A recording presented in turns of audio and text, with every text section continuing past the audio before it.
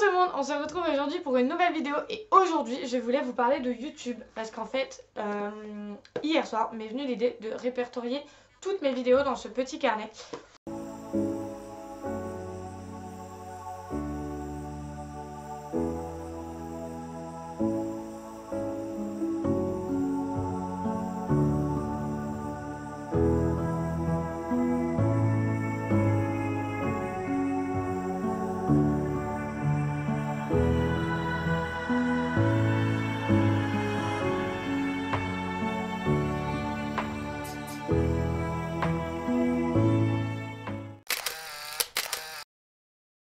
En réorganisant mes vidéos dans ce carnet, j'ai vu que ma première vidéo était donc ma chaîne présentation et je l'ai publiée le 8 novembre 2017. Genre ça fait 2017, 2018, 2019, 2020, 3 ans. Bientôt 3 ans. Et du coup, dans cette vidéo, je voulais vous parler de YouTube tout simplement, de cette vidéo, de comment ça s'est passé après. J'ai publié une vidéo de présentation de ma chaîne. Donc voilà. Moi, je sais qu'il y a beaucoup de gens qui publient une vidéo où tout de suite ils font quelque chose. J'ai décidé de faire une présentation, je ne sais pas pourquoi. À vrai dire, il est vrai que je n'avais pas réfléchi non plus quand j'avais fait cette vidéo. J'ai décidé de faire une présentation, mais à l'heure actuelle, je ne saurais pas vous dire pourquoi j'ai décidé. Pour moi, c'était logique de présenter ma chaîne avant de faire une première vidéo. Ah, je me rappelle de mon premier générique, je l'ai encore dans mon truc YouTube. Je l'adore. Vraiment, c'est un générique, je l'adore. Il a fait rire beaucoup de personnes. J'ai dû changer parce qu'en fait, ma première vidéo, et d'ailleurs beaucoup de vidéos après, ont été publiées sous le nom de Just Love Smile. Et en fait, de base, Just Love Smile, ça voulait juste dire juste sourire d'amour. Et en fait, je n'ai rien retiré, malgré que j'ai changé de nom. C'est pour ça que j'ai fait la vidéo j'ai changé de nom, que je vous mettrai dans le petit i. Et d'ailleurs, je vous aurais mis dans le petit i ma chaîne présentation. Enfin, non, en vrai, elle est bien pour une première vidéo, mais j'en ai quand même honte en voyant mon évolution. Mais je suis contente parce que on voit l'évolution. Ouais, je filmais avec mon iPhone 5. Et là, maintenant, je filme avec une caméra, avec des lampes. Avec mon truc qui vient de tomber. Et en fait, c'est mon beau-père qui l'a fait, qui a fait le montage en tout cas. Trop contente du résultat. Aussi bien parce que c'est ma première vidéo, mais en même temps, mon beau-père a fait ce montage. Mon beau-père m'a suivi, il a fait mon montage pendant pas mal de temps, à côté de son travail. Donc c'était très intensif pour lui. J'étais très chiante. On va pas se mentir. Donc en fait, j'ai déclaré que je voulais faire des vidéos YouTube au mois de septembre. Août ou septembre, Tiffany. On était en été quand j'ai dit ça. On était en été quand j'ai balancé que je voulais faire des vidéos YouTube. Mais en fait, c'est parti d'une discussion avec maman. Où je racontais. Non, en fait, de base d'ailleurs, c'est parti d'une discussion avec maman chez Thierry, où je racontais ma vie. Et à un moment donné, elle a dit non, mais si vraiment t'as envie de raconter ta vie, il faudrait que tu crées une vidéo YouTube, une chaîne YouTube. Et de là, moi, j'y ai pas réfléchi parce que j'avais pas forcément envie. Mais toi, tu y as réfléchi. Et en fait, et à un moment donné, tu t'es dit ah ouais, en fait, je vais ouvrir une chaîne YouTube. Alors c'était au mois d'août. C'était au mois d'août. Ma mère, elle a dit ça un soir. Et une semaine après, je crois que je demandais à ma mère de créer une chaîne YouTube. Parce que... Non, pas une semaine parce que t'as créé... en une semaine, t'as créé ta première vidéo et ta chaîne YouTube. Ah, j'ai pris plus de temps. J'ai vraiment pris plus de temps entre le moment et non, ça a vraiment pris plus de temps parce que ma mère elle a dit. Et au début, je vous avoue que je voulais en parler à personne, mais vraiment personne, ni ma meilleure amie, ni mon copain, ni personne. Parce qu'en fait, je voulais, mais j'avais honte du regard que les personnes auraient pu avoir sur moi en fait. Du fait que j'exprimais une différence que j'avais jamais exprimée. Quand j'ai publié cette vidéo là, Donc pour revenir à ce que je disais, quand j'ai publié cette vidéo là, c'est là que j'ai vu que les personnes me soutenaient. C'est-à-dire que mon beau-père a fait la vidéo avec moi, ma mère l'a vue et approuvée. Elle avait dit vu que tu as 16 ans, il est hors de question que tu mettes une vidéo sur YouTube sans que je l'ai vue avant. Et là elle me laisse un peu plus de liberté, même si elle les voit avant et que c'est moi qui lui demande d'aller les voir avant. Donc elle a les codes de ma chaîne et elle les voit avant. Quand j'ai voulu faire ma chaîne YouTube, donc comme je vous expliquais, j'en ai parlé avec ma mère. Au début, ma mère était sceptique. Elle était pas trop pour, mais elle était pas à 100% contre non plus. Elle voulait juste que je sois consciente de ce que je faisais. Elle m'a posé la question de savoir si j'étais sûre des représailles derrière, parce que voilà, moi, ma mère, tout de suite, quand je lui ai parlé de YouTube, elle m'a dit mais il n'y a pas que du positif. Tu es sur un réseau social, entre guillemets, même si c'est pas des photos, oui, c'est un réseau social de toute façon YouTube, hein, comme un autre. On va dire une plateforme. T'es sur une plateforme, tu peux être vu par tout le monde, par n'importe qui. Est-ce que tu dois assumer ça? Est-ce que tu dois assumer la critique? Est-ce que si? Est-ce que ça? Et ma mère avait surtout peur de ces points de vue-là parce que je m'étais déjà fait harceler avant. Ma mère, à la fin, elle a cédé. Elle m'a dit bon ok Morgane, mais à 2 conditions. La première condition était que j'en parle à mon père. C'est si je ne supporte pas les représailles derrière YouTube, s'il y en a, on arrête tout. J'ai publié ma première vidéo et les représailles sont venues plus vite que prévu. C'est pour ça que j'ai dit qu'en fait j'ai tout de suite vu qui c'est qui m'avait soutenu et qui c'est que j'ai vu qui m'avait pas soutenu. C'est-à-dire que j'ai publié ma vidéo un mercredi à 20h je crois. Après je l'ai publié super tard. Et le jeudi je prenais à 10h. Donc j'étais encore au lycée, j'étais en première. Mais quand je suis arrivée à 10h, ça avait déjà fait le tour du lycée. En fait, on sait même pas comment ça fait le tour du lycée. On ne sait pas qui l'a partagé, qui l'a vu. Parce qu'en fait, j'avais vraiment genre 3 abonnés. Ça avait fait le tour du lycée. Mais quand je dis le tour du lycée, c'est que même les gens qui ne me connaissaient pas étaient au courant. Donc au final, les représailles sont venues très très vite. Donc en fait, ma mère avait eu raison. Donc c'est très vite là où je me suis dit, ma mère avait raison. Mais non, tranquille, ça va bien se passer. Pour moi, quand j'ai publié ma vidéo YouTube, je me suis dit, il y a 1% de chance que quelqu'un du bahut tombe dessus. Vraiment 1% de chance. En vrai, le fait que tout le monde le sache, ça m'a saoulé 2-3 jours. Ça m'a pas arrêté d'en publier. Au début, je me suis dit, qu'est-ce que je fais? Est-ce que j'arrête? Est-ce que je continue? Mais ça m'a pas arrêté. Dans la classe de ma sœur, au début, donc en fait, ma sœur était dans 2 classes. Elle était dans sa classe à elle en littéraire et elle avait une classe de euro-espagnol. Et dans la classe de euro-espagnol, où il y a d'ailleurs mon meilleur ami qui était dedans, aussi, il croyait que c'était elle qui faisait les vidéos. En fait, ma soeur s'est beaucoup fait lyncher pour moi. Ce qui a fait que moi, j'ai entendu quasi aucune critique. Parce qu'en fait, c'est ma soeur qui les recevait. Mais en fait, ce qui fait que moi, je m'en foutais parce que j'en recevais aucune.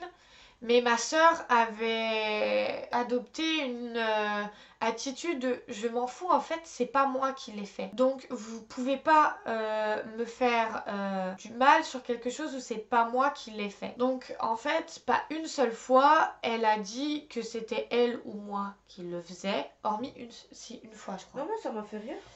Mais en fait, je sais même pas si elle l'a dit une fois, mais en gros, elle en rigolait. Et en fait, il se moquait d'elle parce qu'il pensait que c'était elle sur la chaîne. Et moi je me moquais d'eux. Elle se moquait d'eux parce qu'en fait, elle savait qu'ils s'étaient juste trompés de jumelles. Moi, du coup, je ne savais rien, je n'entendais rien. Ça m'a saoulé 2 jours parce que ma classe, ça a été un peu plus important. Des filles de ma classe, et même pas de ma classe, regardaient mes vidéos YouTube dans le couloir. C'est-à-dire qu'elles elles ont jamais dépassé le générique, j'en suis persuadée. Après, je mettrai pas ma main à couper non plus, hein, parce que je ne sais pas. Mais elle regardait mon générique dans les couloirs du lycée. Les gars de ma classe faisaient la même chose. C'est-à-dire que toute ma classe s'était mise, enfin presque toute ma classe, hein, je sais bien un grand mot quand je dis toute la classe, s'était mis à regarder mes vidéos YouTube dans les couloirs. Donc quand c'était ma soeur qui passait dans le couloir à ce moment-là ou des amis à ma soeur, elle les fusillait du regard, elle comprenait très bien qu'il fallait arrêter. Moi, je passais tout debout, j'en avais rien à faire, je leur apportais pas beaucoup d'importance. J'entendais des YouTube, les garçons s'amusaient à dire « Ah, vous avez vu YouTube vidéo ». Et au début, je comprenais pas, j'étais mais je comprends pas, genre vraiment, j'ai publié ma vidéo hier, après le lendemain, voilà, avant-hier et tout. Je comprends pas en fait, les gens arrêtent. L'année d'après, j'étais exactement dans la même classe. YouTube, on n'en entendait plus parler. Et en fait, je me rends compte qu'au final, en regardant des vidéos de gens sur YouTube, beaucoup ont vécu ça. Donc en fait, et je le savais, de toute façon, j'avais regardé des vidéos comme ça avant de me mettre sur YouTube pour être sûre de voir comment ça allait faire.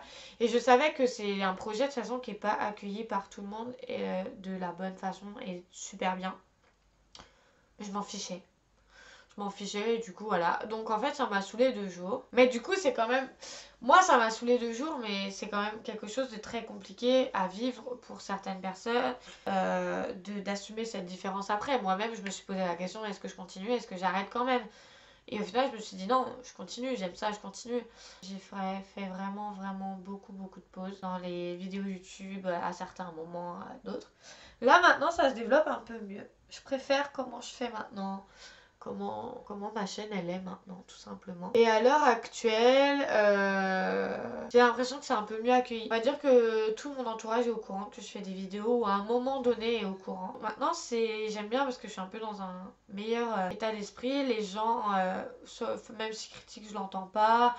Voilà, mon entourage est au courant, tout le monde est au courant et je trouve ça fou comment ça a changé parce que même mon état d'esprit au niveau de YouTube a changé depuis 2017. Et c'est fou, c'est vraiment fou, genre vraiment... Mais je suis contente en vrai que les représailles sont arrivées vite parce que du coup j'ai pu m'y préparer vite. C'est-à-dire que tout de suite, dès la première vidéo, boum, je suis tombée dedans. De ce que je retiens de YouTube, c'est les rires que j'ai eu, que je veux encore avoir. Les conversations inutiles que je suis obligée de couper au montage parce que la vidéo fait 3 heures. Oui, il y a du négatif, mais en vrai, j'en retiens que le positif. Après, il faut quand même être forgé parce que moi, le négatif m'a affecté pendant 2 jours. Mais il y en a, ils vont se rendre malades de ce négatif-là, donc il faut vraiment se forger. J'espère que cette vidéo YouTube vous a plu. D'ailleurs, je le dis, je trouve ça très important. Si vous êtes mineur, parlez-en à vos parents. Mais dites-le quand vous voulez ouvrir une chaîne YouTube. La seule chose que je vous dis, parce que vos parents ont peut-être des conditions, comme la mienne, elle avait 2 conditions, que mon père soit au courant et que si ça se passe mal, on arrête tout. Mais aussi parce que je suis pas sûre que ma mère aurait apprécié de voir ma tête sur YouTube du jour au lendemain. Et ça, faut vous le dire. Alors si vous êtes majeur, bon voilà, après, ça dépend de vos relations avec vos parents et de si vous vivez encore avec vos parents et tout ça. Je peux pas vous dicter vos lois quand vous êtes majeur. Mais quand vous êtes mineur, vraiment. Et si les vôtres sont pas d'accord, je pense qu'il faut qu'il y ait une discussion pour les convaincre, pour qu'il y ait une confiance. Comme je le dis, moi, c'est ce que je retiens de ce que j'ai de ma première vidéo et du coup qui a entraîné toutes les autres. C'est l'amour qui a été derrière, c'est le soutien que j'ai eu des personnes qui m'ont soutenue. Et les premières personnes qui m'ont soutenue, c'est mon beau-père en faisant mes montages, ma mère. Enfin, comme je le disais, c'est elle qui m'a acheté mon matériel. Elle n'était pas à 100% d'accord, elle n'était pas à 100% contre.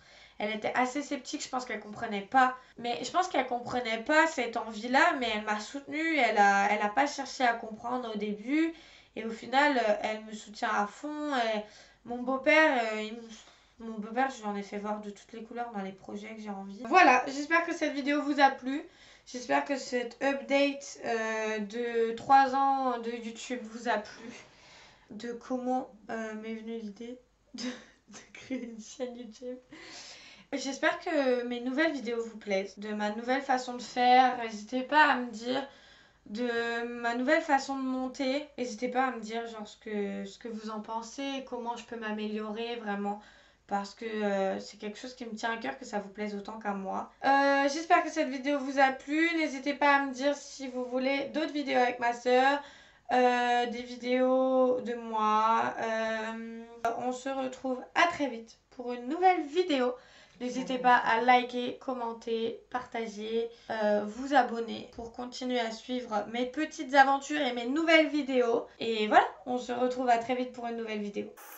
Oui, je fais une aparté, je suis en train de faire le montage et je me suis rendu compte que j'avais oublié quelque chose.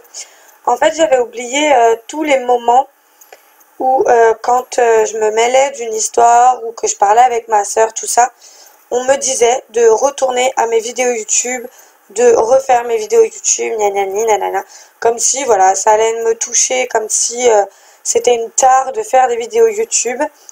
Pareil, enfin, quand... tout le temps, en fait, à chaque fois, quand j'avais un moment où je disais quelque chose qui me dérangeait au lycée.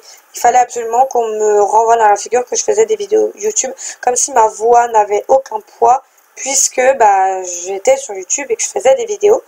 Et je tiens à préciser à l'heure actuelle que c'était les filles au lycée qui sont très virulentes entre elles. Je trouve que les filles sont beaucoup plus virulentes entre elles. Les garçons, ça a duré 2 jours, mais je pense que c'était plus pour me piquer, pour rigoler un peu. Après, c'était fini, ils en avaient rien à faire. Par contre, les filles étaient très virulentes entre elles.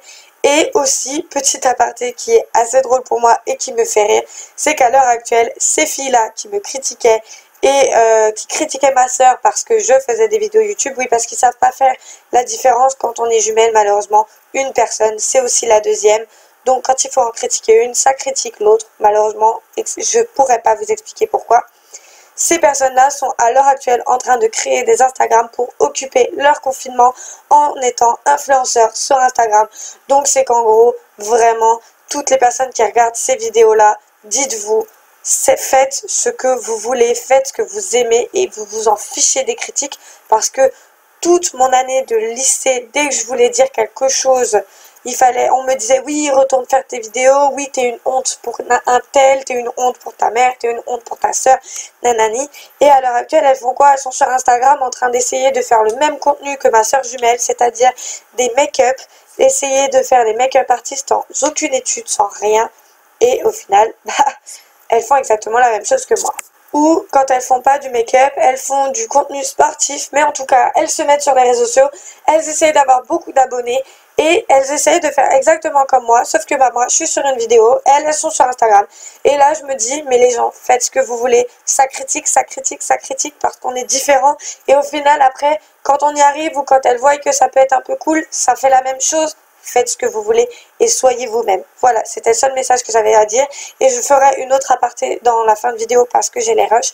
Mais surtout quand vous êtes mineur, et je dis ça aussi beaucoup pour les parents parce que je sais que ma mère n'aurait pas aimé et elle pourra vous le confirmer même si je pense pas qu'elle fera une vidéo sur YouTube.